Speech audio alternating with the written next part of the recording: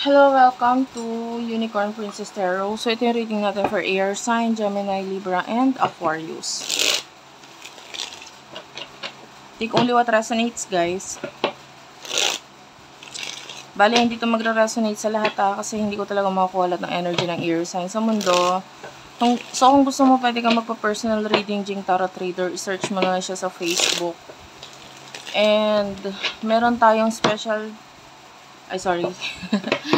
yeah, Libra Philippines. Since air sign, Libra is an air sign, so if you're an air sign, you might want to check it out. Libra Philippines. So, let's start your reading, guys. Meron din akong TikTok, ha. Malapit na akong mag-avail doon ng... meron akong available ngayon doon na astrological reading. You might want to check it out kung gusto mong malaman yung astrological chart mo. You do have here the Seven of Cups, the Star,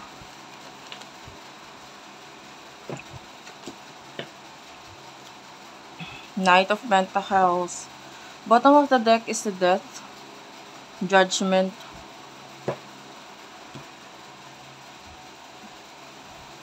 so nakikita natin na pwedeng focus ka sa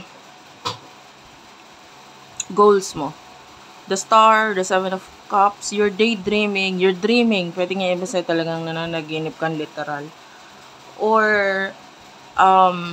nagde-daydream ka about something that you really do like. In a way, pwedeng nagmamanifest ka na rin sa bagay na ito. I see with the Seven of Cups, may mga goals ka na na-achieve mo na sa buhay mo. But part of you is parang may kulang pa. Diba? Parang sa isip mo, parang kulang pa. You want more. Nakikita natin na hindi ka natatakot gumawa ng mga ending ngayon sa buhay mo, especially with the Death card. Kasi with the Judgment, malinaw na para sa'yo lahat. Maybe you are already awakened. Maybe you are spiritually sabihin na natin magaling ka na spiritually. You are well guided, especially yung iba laging nanonood ng mga tarot readings, astrological readings, etc. So with the Knight of Pentacles, I see you as a person na parang alam mo mahaba pa yung journey mo Pero you want, kumbaga yung journey is like your life. Alam mo mahaba pa yung buhay mo. So yung buhay mo, gusto mong mabuhay ka na napapaligiran ka ng mga bagay or mga tao na alam mo deserve mo or gusto mo. The Star is like you being comfortable with the people around you and also sa mga bagay na meron ka. Parang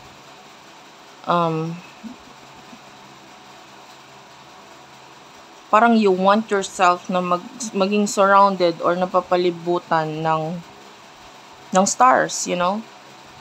This is what you want. You want to be surrounded by mga tao or mga bagay na kahit ipakita mo yung totoong ikaw, masaya ka. Lalo na sa mga tao. So, kung may mga bagay or mga sitwasyon ka na dapat i-end, nakikita natin na ginagawa mo yon. Pagdating sa person, nakakonect mo, sino tong person na ito? Pagdating sa person nakakonect mo, sino tong person nakakonect mo? Pagdating sa love. This is love reading air sign, by the way. Person nakakonect mo pagdating sa love.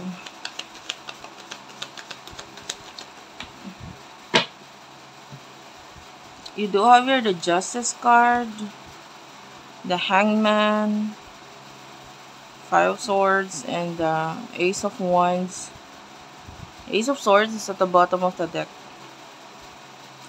And so was the Queen of Wands.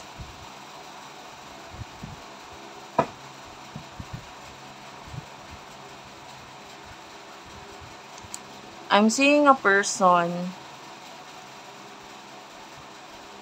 na either naghihintay siya bago sabihin yung totoo sa'yo, or this person could be being truthful na sa'yo, nagiging totoo na siya sa'yo, pero pwede naghihintay na lang siya ng actions. Kung kailan niya sasakatuparan yung mga bagay na gusto niyang gawain, may mga naiisip na siya, or hindi pa siya nagiging truthful, pero gusto niya maging truthful sa'yo, pero naghihintay pa lang siya ng tamang pagkakataon para gawain ito. There's this Libra energy right here. Air sign, Gemini, Libra, Aquarius. And maybe fire sign, Aries, Leo, Sagittarius. Actually, sa lahat ng sign na yon, the air sign and the fire sign, yan, sila yung may mga, alam mo yun, mabilis na action eh. So, if this person is waiting or wala pang masyadong ginagawa tong person na ito, mabilis na lang yung pag-iintay na gagawin mo. Sa inyong dalawa, the way I say this, ikaw pa nga yung matagal sa paggawa ng action. Maybe, for some of you, bago ka mag-decision or bago ka umaksyon, it will take years or months or maybe weeks. Basta matagal. Itong taong to, basta alam niya na yung gusto niya. At may paraan para gawain yon. Saglit lang yung hihintayin mo. So, some of you, yung reading is reversal. Or, sorry, magkaiba, vice versa. Emotions ninyo sa isa't isa.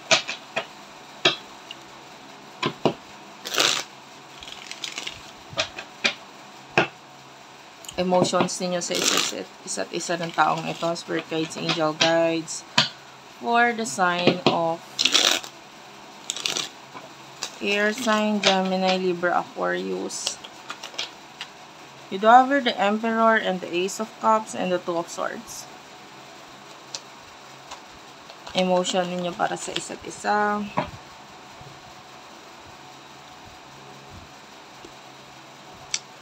Seven of Wands is here. The Two of Cups. Actually, hindi ako nagbabasa ng reversal. Pero this time, naramdaman ko yung energy ng reversal. So, I will read this two in reverse. The Queen of Swords and the Four of Cups. Reverse ko yung babasahin. Hindi talaga ako nagbabasa ng reversal eh. But, the energy here is malakas yung reversal energy. So, the Two of Cups is at the bottom of the deck at saka the High Priestess. You are the Emperor. The Emperor is a father figure. The Emperor is someone na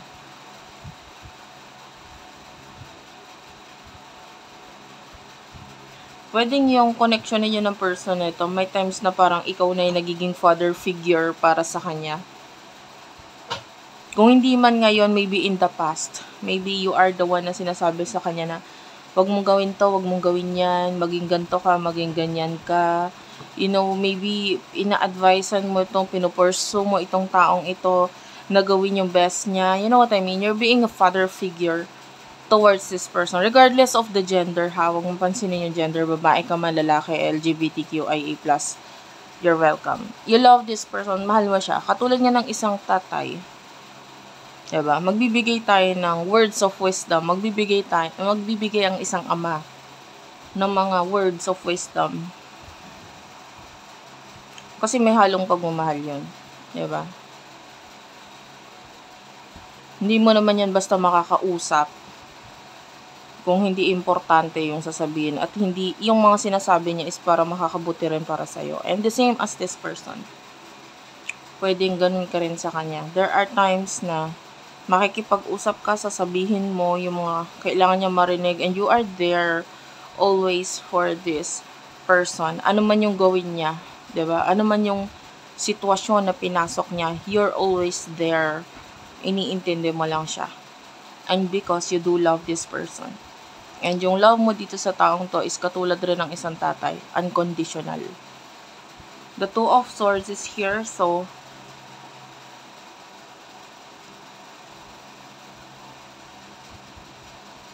nandun yung pagiging komportable or kampante mo. Na kahit may pagkakalayo sa inyo na itong person na ito, pwedeng alam mo kung okay lang siya, alam mo kung ano emotion niya. Because, maybe, some of you pwedeng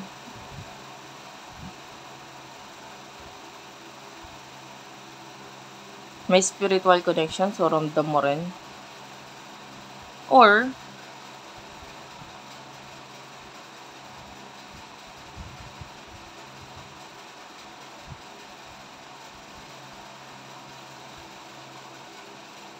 this separation, maaaring ginagamit mo ito to focus more on yourself, self-healing, etc. So,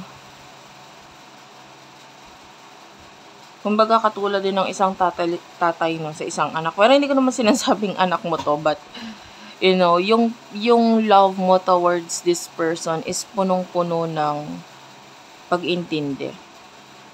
And kung may pagkakalayo man sa inyo ng taong to, hinahayaan mo lang siya. Diba? Kung babalik. Kung hindi, sige, siguro yun yung makakapagpasaya sa kanya. I'm just allowing this person na magkaroon ng sarili niyang desisyon sa buhay. That's your energy. So, person naman na ito, this person wants commitment. Pero gusto niyang patunayan sa'yo na kaya ko na. Na babalik ako na kaya ko na makipag-commit sa'yo. Na babalik ako sa'yo na may mapapatunayan na ako. This person wants to build his or her own foundation. Itong person na ito, gusto niyang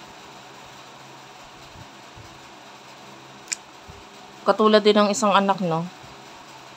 Hanggat kaya. Hanggat kayang magtiis, titiisin. Parang isang anak na nagbulakbol, alam mo yun. Umalis sa poder ng magulang. Pero, guys, ginagamit ko lang yung example dito sa reading, pero sana nagigets mo. So, ayun nga. So, pwedeng lumayo siya sa'yo, or umalis siya, nagkaroon siya ng ibang direksyon. Pero gusto niya, pagbabalik siya sa'yo, maybe gusto niya matured na siya, or maybe may kaya na siyang i-offer, or something. So, binibigay niya yung best niya towards maybe sa kanyang work, career. Para pagbalik niya, pwedeng magkaroon ng partnership, relationship, commitment sa inyong dalawa.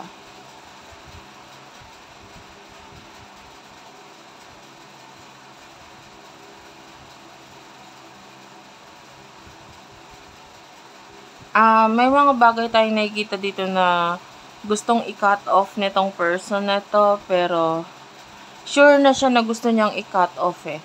Pero sa ngayon, pwedeng hindi pa niya ma-cut off because feeling niya kailangan niya pa, or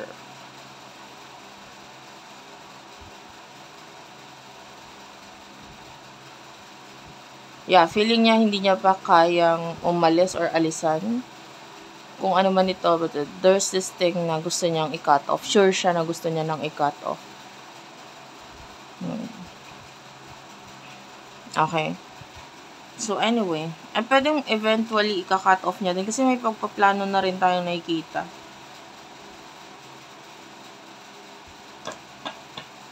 So, what will happen in the future sa inyong dalawa?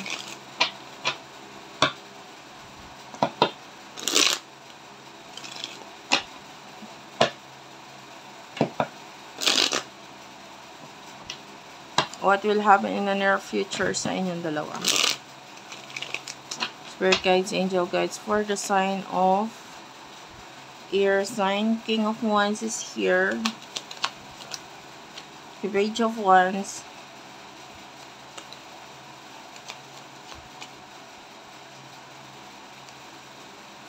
Eight of Pentacles.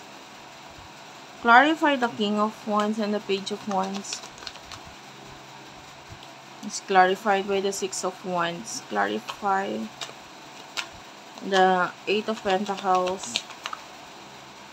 Nine of Wands is here. One last card, please. The Magician.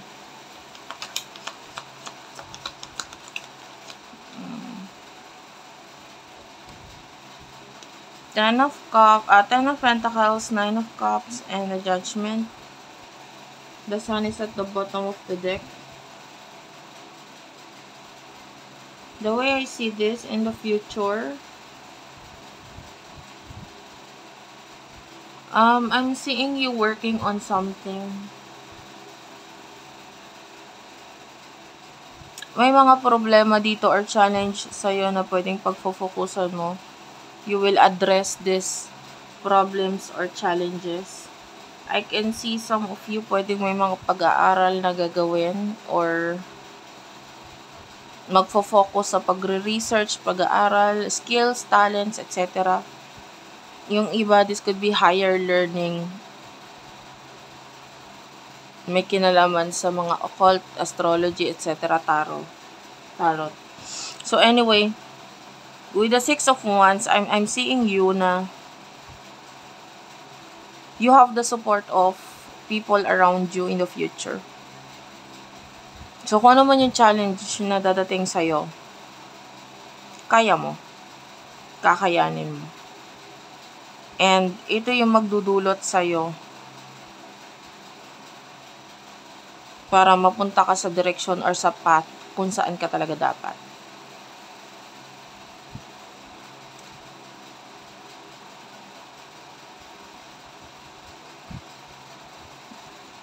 Nine of Cups is here.